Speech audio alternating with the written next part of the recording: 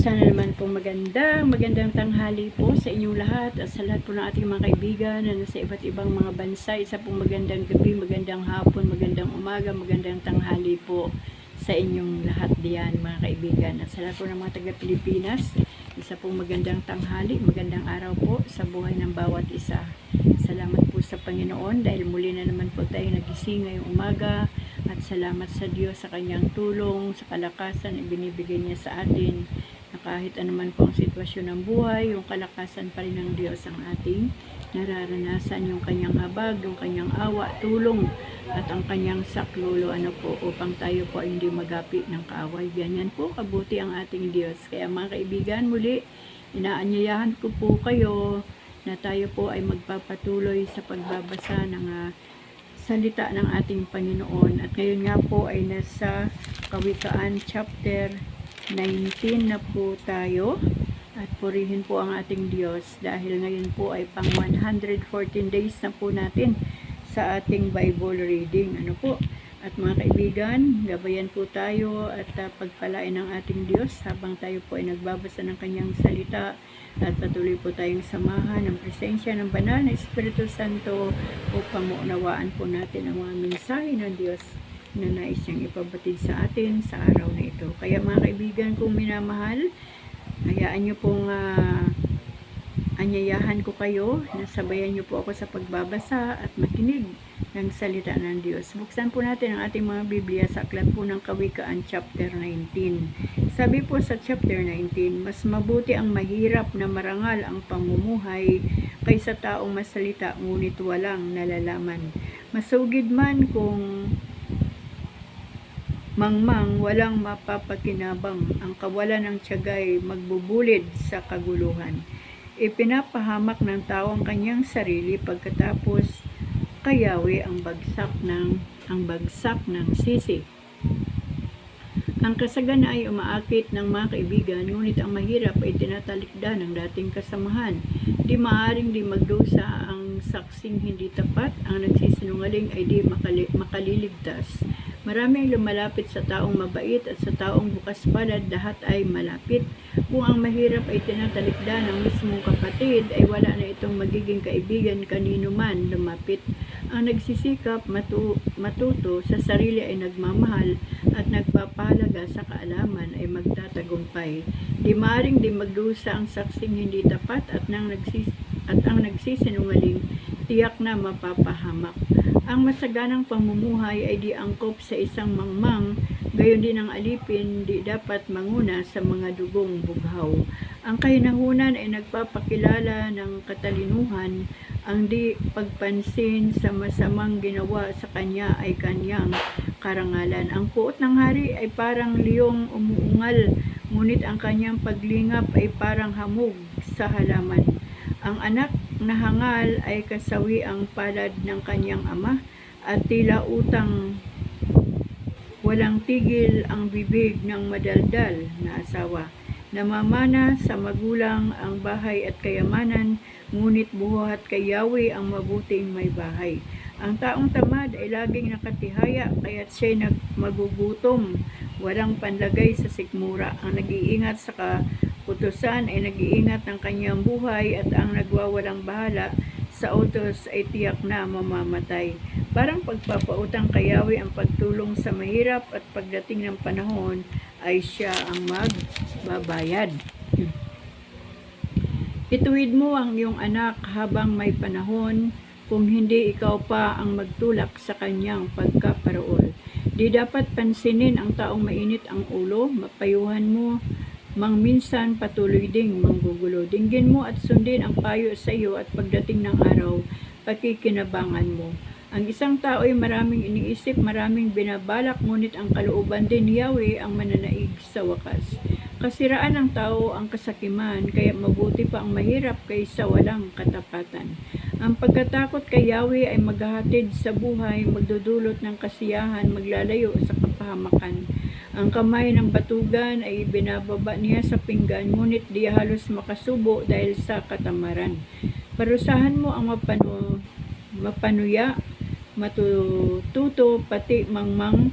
Pagsabihan mo ang may unawa, lalawak ang kaalaman. Ang anak na suwail sa magulang ay anak na masama at walang kahihiyan. Ang anak na ayaw makinig sa pangaral ay tumatalikod sa turo ng kaalaman. Ang saksing masama ay sumisira sa takbo ng katarungan. Ang bibig ng liko ay nagbubunga ng kasamaan. May hatol na nakalaan sa mga mapanuya at sa mga mangmang ay may hagupit na nakahanda. Ang alak ay nagpapababa sa dangal ng isang tao, kaya isang kaululan ang magpakalulong dito. Ang puot ng hari ay parang liyong umuungal, ang gumalit sa kanya ay nanganganib ang buhay. Ang marangal na tao ay umiiwas sa kaguluhan, ngunit ang ibig ng mangmang ay laging pag-aaway. Ang magsasakang tamad, magbungkal ay walang maaani pagdating ng anihan. Tulad ng tubig na malalim ang isipan ng isang tao, ngunit ito'y matatarok ng isang matalino. Sinasabi ng bawat isa na siya ay tapat, ngunit kahit kanino sa kanila'y hindi ka nakatitiyak. Kung ang isang amay na namumuhay sa katuwiran, mapalad ang mga anak na siya ang sinusundan. Sa pagluklok ng hari upang igawad ang kahatulan, walang matatamong anumang kasamaan. Sino ang makapagsasabi na ang puso niya ay malinis at di namuhay sa kasamaan kahit isang saglit? Ang magdarayang timbangan at magdarayang sukatan kay Yahweh ay parihong kasuklam-suklam. Kahit ang bata ay makikilala sa kanyang mga gawa, makikita sa kanyang kilos kung siya ay tapat nga. Ang tengang nakaririnig at matang nakakikita, parihong si Yahweh ang may likha sa kanilang dalawa. Magtulog ka ng magtulog at ikay maghihirap, ngunit kung magsisikap ka, maganda ang iyong bukas. Ang sabi ng mamimili, ang presyo mo'y ubod taas, ngunit pagtalikod ay ipinamamalitang nakabarat. Ang taong nakaalam ng kanyang sinasabi, daig pa ang may ginto at alahas na marami. Ang sino mang nananagot sa utang ng iba, dapat kunan ng ari-arian bilang garantiya. Anumang nakuha sa pandaraya ay parang masarap na pagkain, ngunit sa lumaon ay para kang kumain ng buhangin. Ang mabuting payo ay kailangan para magtagumpay. Kung hindi ka handa, huwag nang pumalaot sa labanan. Ang lihim ay nahayag dahil sa masisitsit, kaya di dapat makisama sa mapaghatid, dumapit. Sino mang sumampa sa kanyang magulang, parang ilaw na walang ningas ang wakas ng kanyang buhay. Ang pirang hindi pinaghirapan, kung gastusin ay walang hinayang. Huwag mong gantihin ng masama ang masama. Tutulungan ka ni Yahweh, sa kanya ka magtiwala. Ang Diyos ay napupuot sa panukat na di tama, siya ay namumuhi sa timbangang magdaraya. Itinakda ni Yahweh ang landasin ng tao, pagkat di alam nito kung saan patutungo. Bago nangako sa Diyos ay isiping mabuti para hindi ka magsisi sa bandang huli. Malalaman ng haring matalino, ang lahat ng gumagawa ng masama ay pagdating ng araw siya'y pinarurusahan ng walang awa. Binigyan tayo ng Diyos ng isipan at ng budhi, kaya wala tayong maitatago kahit na sandali. Ang haring tapat at makatarungan ay magtatagal sa kanyang luklukan, karangalan ng kabataan ang kanyang kalakasan. Ang putong ng katandaan, buhok na panay-uban, ang hampas na lumalatay ay lumilinis ng kasamaan, at ang palong nadaramay humuhugas sa kalooban. Chapter 21. Hawak ni Yahweh ang isip ng hari at maihahambing niya ito kung saan igawi. Ang akala ng tao, lahat ng kilos niya ay wasto, ngunit si Yahweh lang ang nakasasaliksik ng puso. Ang paggawa ng matuwid ay kalugod-lugod, ay higit na kasiyasya kay Yahweh kaysa mga handog. Ang masama ay alipin ng kapalaluan. Ang ganitong ugali ay kasalanan.